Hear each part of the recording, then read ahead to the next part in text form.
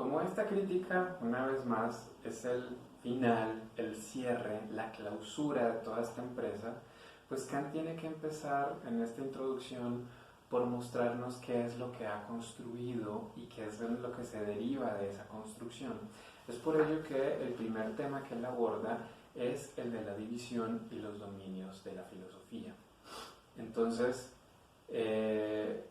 a la conclusión que ha llegado Kant después de haber publicado las dos primeras críticas es que necesariamente se requiere un conocimiento racional de las cosas por medio de conceptos, y ese conocimiento racional puede ser entonces o puede expresarse más bien como una filosofía teórica o filosofía de la naturaleza, o como una filosofía práctica o filosofía moral.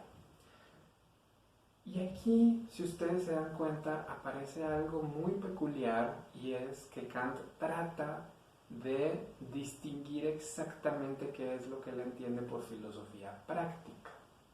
Porque justamente la noción de la práctica como praxis también tiene muchos elementos que pueden aplicarse al dominio de la naturaleza. Sin embargo, como hemos visto, para él la filosofía práctica es el dominio propio y exclusivo de la razón, de la moral, del deber ser. Entonces, lo primero que empieza a hacer Kant es precisamente distinguir qué es lo práctico en el sentido propiamente moral de aquello que también puede considerarse práctico, pero que todavía está en el dominio de la naturaleza. Y es por eso entonces que él hace esta diferenciación entre principios técnico-prácticos, que son aquellos que proceden de un concepto de la naturaleza, que están relacionados con el arte, entendida el arte como techné, como técnica, y la habilidad, así como con la astucia o el ingenio. Estos principios técnico-prácticos obedecen a móviles de la naturaleza y siguen el principio de la causalidad natural. Algunos ejemplos de cómo se ven en acción estos principios técnico-prácticos, están por ejemplo en los experimentos, así como en las observaciones mecánicas y químicas, al igual que en la economía doméstica, la agrícola, la política, el arte del trato social, la dietética y la felicidad. De nuevo volvemos sobre esta idea, la felicidad está del lado de la naturaleza. Pero, a pesar de que son principios que se encuentran dentro del dominio de la naturaleza, los principios técnico-prácticos no siguen propiamente leyes naturales, aunque sí dependen de los conceptos de la naturaleza. ¿Sí? Esa sería la diferencia entonces, que los principios técnico-prácticos no llegan a tener el mismo estatus que una ley universal. Ahora, por su parte, los principios moral prácticos son aquellos que entonces proceden ahora sí del concepto de libertad, y son leyes entonces que reposan sobre un principio suprasensible, y que, como habíamos visto, el dominio de la libertad es el dominio de lo nouménico, es decir, el dominio de lo suprasensible, de aquello que está más allá de la sensibilidad. Y lo que le permite entonces a Kant hacer esta división junto con la de filosofía práctica y teórica es entonces concluir que la filosofía llega hasta donde se pueden aplicar conceptos a priori. ¿Sí? La filosofía no puede entrar, o por lo menos no en el dominio propio de la crítica, a lo que sería la aplicación de esos conceptos en situaciones ya de experiencia empírica o a posteriori. La filosofía tiene que quedarse necesariamente en el dominio de lo a priori, es decir, tiene que ser siempre una filosofía trascendental. Bueno,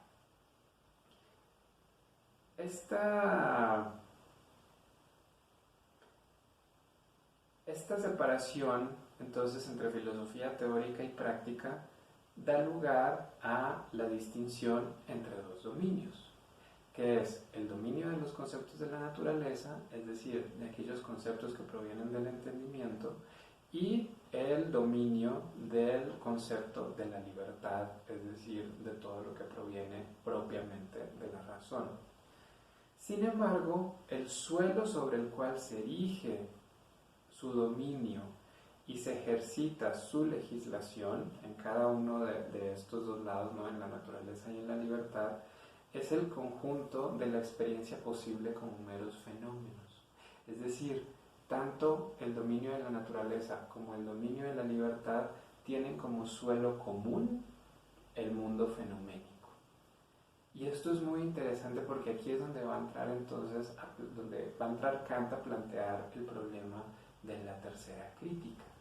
¿Sí? Porque precisamente ahí lo que se pone en evidencia es que aunque la filosofía práctica y moral y todos los principios y leyes morales que rigen el actuar humano están en el dominio, en la división, perdón, de lo suprasensible, finalmente esas leyes, esos deberes, tienen efectos y se realizan en el mundo fenoménico, ¿no? O sea, las acciones morales, aunque su fundamento esté en lo suprasensible, en cuanto a acciones, se dan en el mundo de lo fenoménico, ¿no?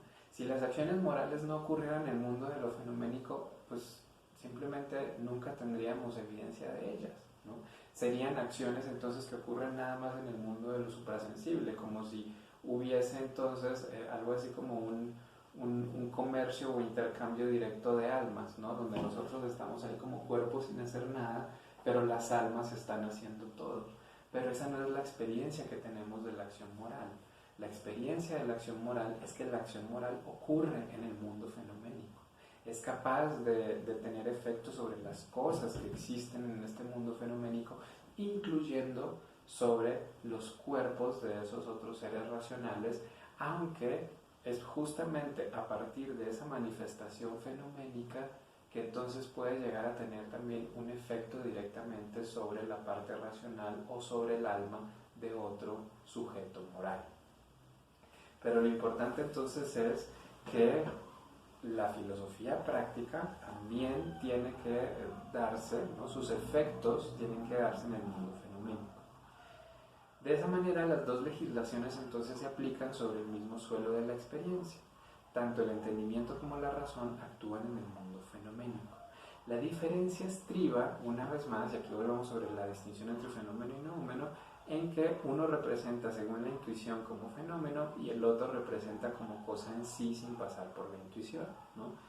Si se representa como fenómeno, es sensible, es parte de la naturaleza, es de la filosofía teórica. Si se representa como cosa en sí, entonces es suprasensible y es parte de la filosofía práctica o moral. Lo que se ha descubierto entonces, a partir del examen y análisis propio de la filosofía práctica, es que lo suprasensible es un campo ilimitado que queda fuera del dominio de la facultad de conocer y por lo tanto solamente tiene una realidad práctica. Ahora, los dos dominios entonces no coinciden. Sí, el dominio de la naturaleza y el dominio de la libertad no coinciden, son dos dominios completamente separados. Y hay por tanto un abismo entre ellos que no puede ser transitado desde la razón teórica, pues es imposible conocer lo suprasensible. Como ya lo hemos visto en las clases anteriores, solamente podemos conocer aquello que aparece de manera sensible, es decir, aquello que es fenómeno. Entonces, lo suprasensible no se puede conocer, por lo tanto, el tránsito entre naturaleza y libertad solamente puede ser posible desde la libertad hacia la naturaleza. Es decir, hay que mostrar que el concepto de libertad se hace efectivo y hace por lo tanto real el fin de sus leyes en el mundo de los sentidos. Y eso es lo que se manifiesta a través de la acción. ¿Cuál es la consecuencia de esto? Que entonces la naturaleza debe ser pensada según su forma de conformidad con los fines de la libertad. De alguna manera, para que la libertad pueda expresar sus fines a través de la acción en la naturaleza, tenemos que aceptar entonces que la naturaleza también tiene o ha sido estructurada de acuerdo con esos fines. Si la naturaleza no estuviera estructurada según fines, entonces los fines de la libertad no podrían expresarse o manifestarse en ella. Por eso Kant tiene que presuponer que la naturaleza es o ha sido organizada de conformidad con fines.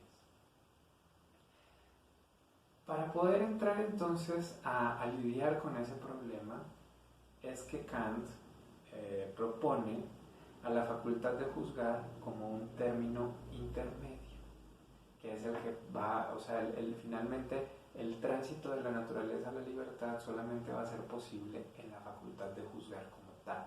No se da ni en el conocimiento ni en la acción, sino en la facultad de juzgar, ya sea aquello que está en la naturaleza o aquello que está en el dominio de lo práctico. Entonces, para entender cuál es el lugar que ocupa la facultad de juzgar como término intermedio, tenemos que entender que aquello que no se encuentra ni en el dominio teórico ni en el dominio práctico de la filosofía puede estar, sin embargo, presente, pero solamente en la crítica, ¿sí?